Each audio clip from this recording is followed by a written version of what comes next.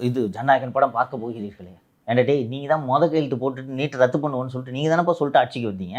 Anitha photo வச்சு பிரச்சனை பண்ணிங்களா இல்லையாப்பா? இருக்கிறவங்க எல்லாரையுமே மூளை சலவை செஞ்சு போராட வச்சு கைதாக வச்சு அந்த நெருப்புல குளிர் காயுது திமுக. பெரும்பாலான அரசியல் கட்சிகள் அதைத்தான் செய்யும் என்றாலும் இவர்கள் முழுமையாக அம்பலப்பட்டு விட்டதால் என்ன நாடகம் போட்டாலும் இவர்கள் எழுந்திருக்க மாட்டார். பார்க்கறதுக்கு அப்படி ஒரு நெருக்கடி மாதிரி இருக்கே சார். ஐயோ என்னது, தமிழ்நாடே போராட்டத்திலேயே இருக்கு, முதல்வர் விஜயால கட்டுப்படுத்த முடியல அப்படின்ற மாதிரியான தோற்றம் இருக்கு. இல்ல போய் ரோஹினி தேட்டருக்கு போனீங்கன்னா தெரியும், போராட்டமா இருக்கா கொண்டாட்டமா இருக்காண்டு எல்லாங்க ஃபர்ஸ்ட் ஷோ பார்த்துக்கிட்டு விசில் அடிச்சுட்டு இருக்காங்க.